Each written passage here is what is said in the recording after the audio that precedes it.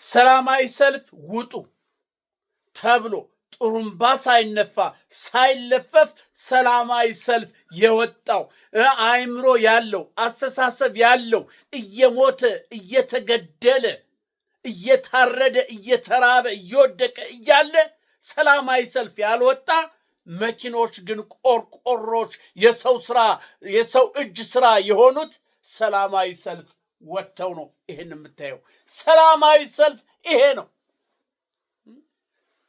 መንገድ ሳይረብሹ ቦምብ ሳይጥሉ እሳት ሳያቃጥሉ ረብሻ ሳያሉ ጮት ሳያሰሙ ይሄው ሰላማዊ ሰልፍ ማለት ይሄ ነው። ይሄን እንኳን እያየህ የምታስብ የምታንሰላስል እንዴት ዝም ትላለህ?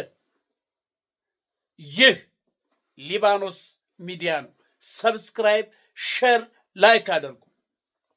ላይክ አድርግ። እነግርሃለሁ፣ እያንዳንዱን እነግርሃለሁ በትክክል ምን አይነት ደነዝ እንደሆንክ ምን አይነት ድንዛዜ በውስጥ እንደገባ እነግርሃለሁ። ሰውየው እንዳለው አንተ እንዲህ ተኝተዋሉ፣ ጅብ መጣሉ። በቃ ፈሪ ነው። ከዛ ጅቡ መደዳውን ተኝተዋል። ጅብ መጣል እግሩን ይዞ ቀጨጭ ሲያለ ጸጥ አለው። ከዛ የጓድ እዛ መሀል ነው እኮ እሱ የተኛው ዳርና ዳር ምንድን ነው አንተ ምናምን ሲሉ አላስንባሉ። ጅቡ ነው እግሬን እየበላው ስንባሉ ጅቡ ነው እግሬን እየበላው ነው ዝም በሉ አላሉ። አየህ ዝም በል እርስ በርስ አረ ዝም በል እየተበላን ነው። ዝም በል የአዲስ አበባን ወሬ ሰምታችኋል? የሰሞኑ ወሬ አዲስ አበባ ውስጥ የሚወራውን ቁጭ ብሎ በቃ ኧረ እባክህ ይላል። በቃ አሁን ተራራ በቃ ልብ ለልብ ጓደኛ የተባለ እንደው እነሱም ሁለቱ ራሳቸው ከሁለት ከሶስት በላይ እኮ አይሰበስ ቁጭ ብሎ እኮ ቡና የሚጠጣ የለም። ከሁለት ሰው ወይም ከሶስት ሰው የበለጠ እስቲ ቁጭ ብለህ ቡና የምትጠጣ ማነህ? ቁጭ ብለህ የምታወራ የትኛው ነህ? እስቲ ተናገር። ያው በውስጡ ያለ ነው። እስቲ ተናገር። ቁጭ ብለህ ቡና ቤት ቁጭ ብለህ ቡና እየጠጣህ ቁጭ ብለህ የምታወራ ሻይ እየጠጣህ ከሁለት ከሶስት በላይ ሆነ የምታወራ እስቲ ንገረኝ። ስለዚህ ሶስቱ ቁጭ ብሎ አንተ ሰማ እንዴ? ምን እንዴ? ፋኖ እኮ መጣ። ደብረ ብርሃን እኮ ደርሷል። ደብረ ብርሃን ዙሪያውን ከበው ባህር ዳርን ዙሪያውን ከበውታል። ባህር ዳር ወይ ዛሬ ወይ ነገ ተብሏል። የባህር ዳሩን ይላል። ኧረ እባክህ ጎንደሩማ የደቡብ ጎንደር ምናምን አልቆ አሁን ጎንደር ከተማዋ ዙሪያውን ተከባለች። አሁን ማንም አይወጣም አይገባም። ፋኖ አንተ ኧረ እባክህ ይላል። በቃ ጆሮውን አቁሞ ኧረ አይኑ እንደዚህ ሌላ ነው እኮ የሚያዩት። እንዲህ እያወራ እንትና ያቺ ካሸሯ መጣች፣ ይሄ ሻይ ምናምን አስተናጋጇ መጣች እና እንዲህ ስትል ታዲያስ እንዴት ነሽ? ከዛ ዛር ስትል አታምንም። አገር ሁሉ እኮ እናቴ ነው እንዴ እናረጋ እዛ አታይ እንዴ ሁሉም እኮ አፍላፍ ገጥ ሁለት ሶስት እኮ ነው። ኧረ እባክህ እሺና እንዴት ነው እንዴ ነዳጁስ? ቆይ ነዳጅ ትናንትና አሁን ከትናንትና ወዲያ ነው መግለጫ ተሰጠልኝ። ማን ነው የገንዘብ አመር ሽሬ ነው ምናምን ነዳጅ ድብ ነው ብሎ የለ እንዴ? የታለን ነዳጅ? ትቀልዳለህ እንዴ? ይሄ ሁሉ የምታየው መኪና የተሰለፈ ለምንድን ነው? ሰላማዊ ሰልፍ እኮ ወጥቶ እኛ ዝም ስንል ያው መኪናዎች ሰላማዊ ሰልፍ ወጥተዋል። ታዲያ ቆይ ዶክተር አብይ ትናንትና በፓርላማ መኪና አልቆመም ሰልፍ ነው እንጂ ሰው ተሰልፏል መኪና አልቆመም ብለው የተናገሩ። ቆይ እኔ የምለው ቆይ እንደው ሪያሊቲውን እንነጋገር እስቲ ይላል። በቃ አዲስ ቆይ የኢራን ጦርነት አለ፣ የአሜሪካና የኢራንና የእስራኤል ጦርነት አለ። እንዴት በየት በኩል አልፎ ነዳጅ መጥቶ ኢትዮጵያ ውስጥ ተትረፈረፈ? ንገረኝ እስቲ አለ። እስቲ ንገረኝ። አታውቅም እንዴ? ነዳጅ ኢትዮጵያ ውስጥ እንደ ውሃ እኮ ነው፣ እንደ ክረምት ውሃ እኮ ነው። እንዴት ነው እንዴ? በቴሌቪዥን ነው። በቴሌቪዥን እኮ ጎርፍ ነው። አንተ በቴሌቪዥን ቴሌቪዥን እኮ በቃ አፍህን ከፍተህ ስታይ ኔፓ የለም፣ በማግስቱ የለም፣ ነዳጅ የለም፣ ምን የለም እንዴ? ቆይ አንተ እኔ እኮ ሰማው እዛ ምንድን ነው ብላቴ ነው ምናምን የተባለ ይሄ ቲማቲሙ እንትን ይሄ ማንጎ አቮካዶ ምናምን በቃ እዛው በሰበሳሉ። በቃ ዝም ብሎ ያ የእንትን የወፍ መጫወቻ የአራዊት መጫወቻ በምን ይምጣ? ነዳጅ ጠፍቶ በምን እንትን ይበል? አሁን ስንርሰው አንተ የነዳጅ እንትን ሰማ። አሁን እኮ አብይን መፈንቅለ መንግስት ሊያደርጉ ጄኔራሎች እንትን ብለዋል። ይሄ ልብ ለልብ የተገናኙ ጄኔራሎች ተማምረዋል በድብቅ በቃ። ምክንያቱም አሁን የአብይ አገዛዝ እየወረደ ነው። ከዚህ በኋላ ማብቂያ ፋኖ አንተ ሰላሌ እንደገባ ታውቃለህ እንዴ ይላል። አረባክ ሰላሌ ገብቷል። አንተ በዚህ በሰሜን ሸዋ በኩል አድርጎ ምናምን በቃ ሰላ ድንጋይን አድርጎ ደብረ ብርሃን ዙሪያ ይሄ ሞጆ እዛ ዙሪያ ፋኖ ቁጭ ብሎልሃል። ማን ደብረ ብርሃን ለሲስተም ነው። ደብረ ብርሃኑን አልፈውት የመጡ ለሲስተም ነው። ወደዚህ ከመጣ የደብረ ብርሃኑ የት ይሄዳል አንተ? ስለዚህ ለሲስተም እኮ ነው እላለ በቃ።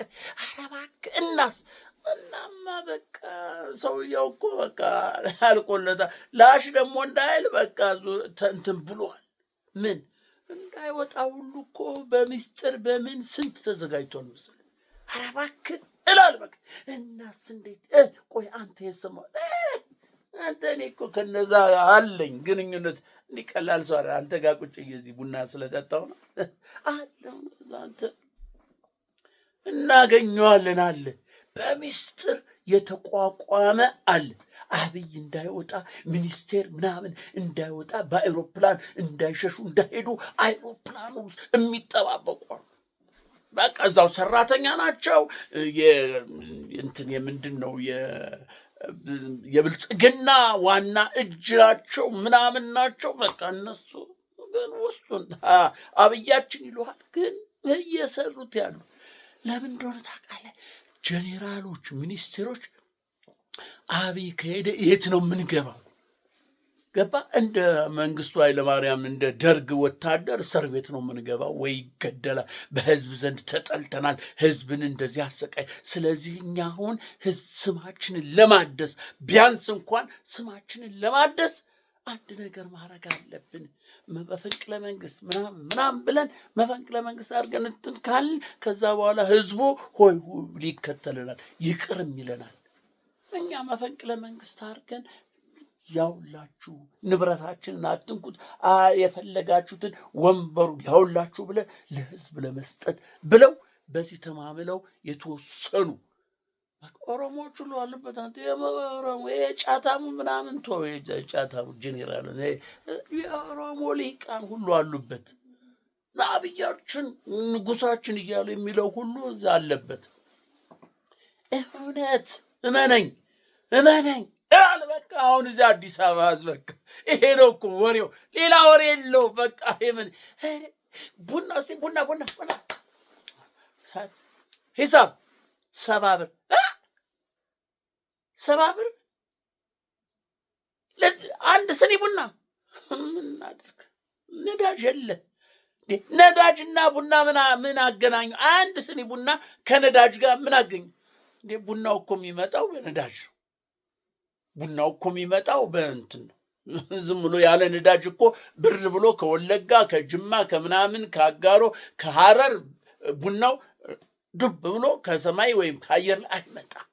ስለዚህ ይሄ ነው 7 ብር አንድ ስኒ ጥቁር ቡና፣ የ10 ሳንቲም ቡና 7 ብር፣ የአንድ ሰንጋ የአንድ ሙክት መግዣ 7 ብር ቡና። እኔ እኮ እባክሽ ትንሽ ቅናሽ አታረጊም? እስቲ እንደው እንከራከር። ታይ ወገነን እንከራከር በቃ። እሺ 50 ብር ኖ የት 50 ብር እኔም አላመጣሁትም። እኔም ቁጭ ከምል ብዬ ከዚህ ስኒ 1 ብር ነው የማገኘው። እሺ በቃ 60 ብር ይከራከራል ለቡና። ኧረ እባክሽ ኧረ የት ይምጣ ገንዘቡ ምናምን። አንተ ምግብ ቤትማ እኮ ገብታ አትቀምስም። ስጋ ምናምን እንደ ድሮ ላጠራል እያየ ኧረ ተው እንትና ልጁ ስጋ ይወዳል። በቃ በደህና ጊዜ የነበረ ነው አባትየውና ልጁን በቃ ስጋ ስለምዶታል። ጊዜ ቆማ ጮባጮን እየቆርጠለት። ከዛ በኋላ አንድ ቀን እንዲህ ሲሄዱ ይሄ ስጋ ቤት ተሰቅሎ ያስቆመቻል። ከዛ ቶሎ ብሎ ልጁን አይኑን እንደዚህ ሸፈነና ወደ ሌላ እያሳየ ቆይ ብሎ እያደነባበረ ምናምን ልጁ እንዳያየው እኮ ነው ስጋውን። ካየው ብሎ ያለቅሳል። ሲያለቅስ በምን ይግዛው? መግዣ የለውም። ድንቡሎ ሳንት የብስኩት እንኳን የለውም ሰውየው። አንተ አዲስ አበባ እንዲህ እየሆነ ነው። አንተ ኧረ የአዲስ አበባ ኑሮ። ስለዚህ መኪናዎች ሰላማዊ ሰልፍ አደረጉ። አንተ መኪናዎች አንተ ዝም ብትል፣ አንተ ዝም ብለህ ብትደበደብ፣ ስትደቆስ ምን ስትል ጸጥ ብለህ ያው መኪናዎች ሰላማዊ ሰልፍ። በዚህ እንኳን አትማርም።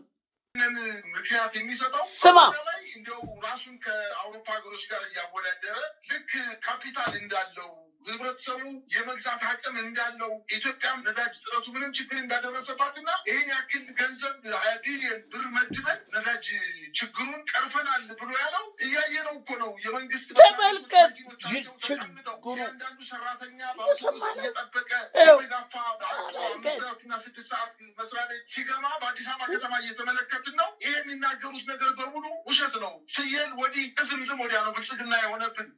የመኪናውን አየህ አይደለ? የመኪናውን ሰልፍ አየህ። ፋኖ አሁን ምን ያህል እየገሰገሰ እንደሆነ ታውቃለህ? ህዝቡን ሰብስቦ በየቀበሌው በየወረዳው ህዝቡን ሰብስቦ እያነጋገረ ነው። እንዴት እናድርግ? አሁን እንደዚህ ነው ያለነው ሁኔታ ይሄ ነው ምናምን። ህዝቡ ሆ ብሎ ተነስቷል። አንተ 30 ሺህ በየወረዳ 30 ሺህ ከዛ በላይ በወሎ 30 ሺህ በላይ በሰሜን ከ30 ሺህ ማጀቴ ምናምን አካባቢ አይታል። ሰሜን ሸዋ እዛ ስብሰባ ህዝቡ ጎጃም ውስጥ እንደዚሁ ስብሰባ፣ ጎንደር ውስጥ ደቡብ ጎንደር ምናምን ተሰብስቦ በቃ እስከ መቼ ነው እንዲህ እያነከስን የምንሄደው? እስከ መቼ ነው እንዲህ እየተሳቀቅን የሚሄደው? እስከ መቼ ነው ልጆቻችን ያለ ትምህርት የሚቆዩት? እስከ መቼ ነው ቤተክርስቲያን እንደ ልብ ወተን ማንገባው? እስከ መቼ ነው አርሰን ማንገባው?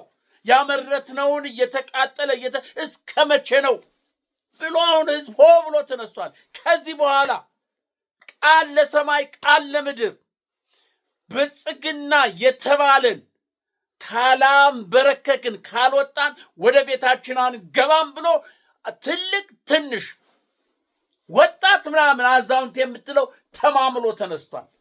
ይሄ ሰሞኑን የሚደረገውን ስብሰባ አላየም? ተማምሎ ነው የተነሳው። የአማራ ህዝብ ተማማለ። ብልጽግና የተባለን ነገር ከምድረ ገጽ ለማጥፋት ወደ እርሻው ላይመለስ፣ ወደ ቤቱ ላይመለስ ያለውን ይዞ ሊወጣ ተማምሎ ተነስቷል። በመላው በአማራ ጠቅላይ ግዛት በጎንደር፣ በሸዋ፣ በወሎ፣ በደሴ ተማምሏል። ግባና ስብሰባው ምን እንደሚመስል አንዱ ስብሰባ ይሄ ነው እያየ ነው። አንደኛውን ስብሰባ ይሄ ነው። ሌላ ደግሞ አሳያለሁ። ገስግስና ብለው ጠላቱን አጋድሞ ሊያርደው ፋኖ እየመጣ ነው አለ። በቃ ፋኖ ተመልከት። አሁን ገና ከዚህ ታያለ። ይሄ አሁን እንዴት አድርገው ጠላትን እንደደመሰሰ ነው። ጠላትን እያርበደበደው እንዳለ ታያለህ። ስብሰባውን ምኑን የህዝቡን ስብሰባ ይሄን እያየ ነው አይደለ? ይሄን እያየ ነው። ተመልከተው።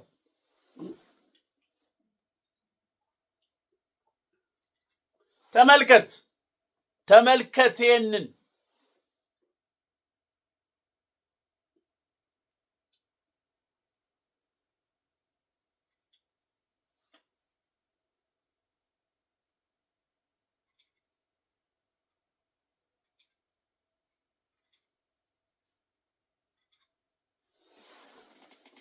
ተመልከት። ፋኖ እንደዚህ የገሰገሰ ይመጣል። አንተ ግን መኪና ሳይቀር ቆርቆሮ ምናምን ሰላማዊ ሰልፍ ገብቶ እያየ አንተ ግን ወይ ይሄ ሁሉ መኪና 3-4 ቀን እዛ እየታደረ 3-4 ቀን እየታደረ በገንዘብ በጉቦ ነዳጅ እየተቀዳ አንተ ይሄ ነዳጅ ተራ እንደዚህ የሚቀዱት ስንትና ስንት ሚሊዮነር ሆነዋል።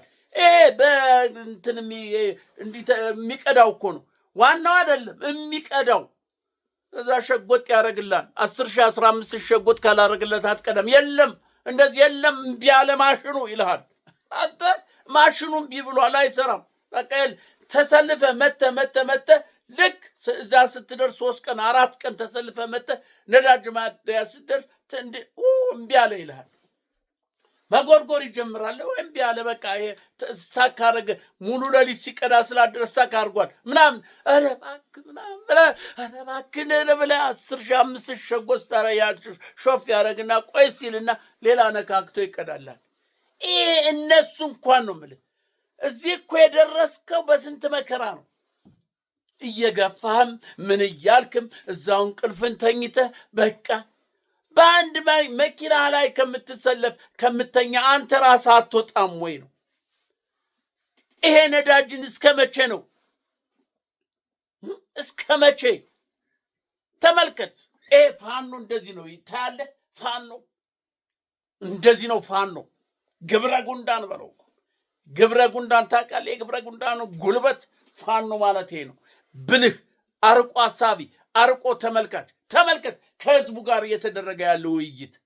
ይሄ ከህዝቡ ጋር እየተደረገ ያለው ውይይት እያየ ነው።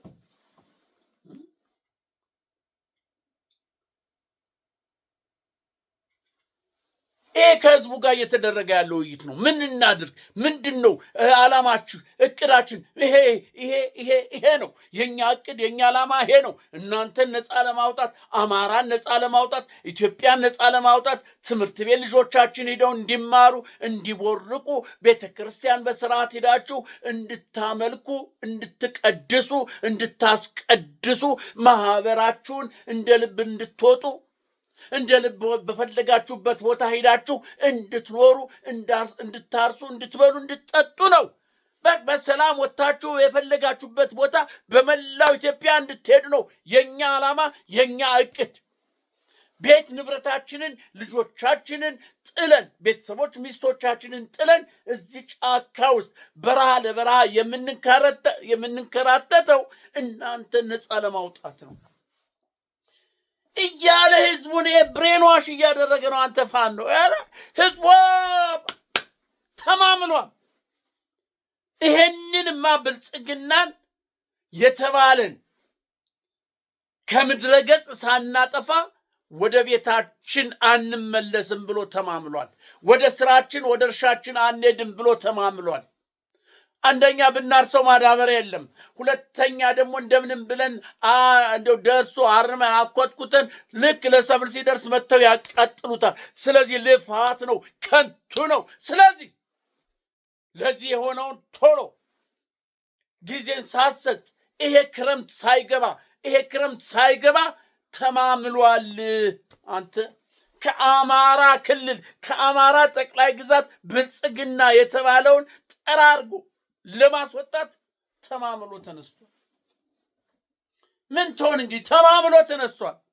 ገበሬው ካላረሰ ከተማው የታምተነው እህል የምትበላው ብር ቢኖርህ ብሩም የለህም። የታምተነው የምትበላው የምትገዛው አሁን ታውጇል። በአማራ ክልል በአማራ ክልል በአማራ ጠቅላይ ግዛት በደሴ፣ በወሎ፣ በሸዋ፣ በጎንደር፣ በጎጃም አንዲት ፍሬ እህል እንዳትሄድ፣ ወደ ከተማ እንዳትገባ ኬላው ይዘጋል። ታላውን ኬላ ይዘጋል። ምን ይዘጋል? ወደ አዲስ አበባ ወደ ምና የምትባል ነገር አትሄድም። አንዲት ፍሬ ጤፍ፣ አንዲት ፍሬ ባቄላ ወደ አዲስ አበባ አትገባም። በአራቱም አቅጣጫ ተዘግቷል። በአማራ በተለይ በአማራ በዚህ በሸዋ በዚህ ምንድነው በደብረ ብርሃን በኩል በደሴ በኩል በሰላ ድንጋይ እንደገና ደግሞ በዚህ በጎጃም ይሄ ከጎጃም ከጎንደር የሚመጣው በዛ አይደለ በጎጃም በላ በዚህ እንትን ላይ ደጀን ላይ በደጀና ከደጀና አንድ መኪና አንዲት ፍሬ ፍሬ እንዳታልፍ ተደርጓል።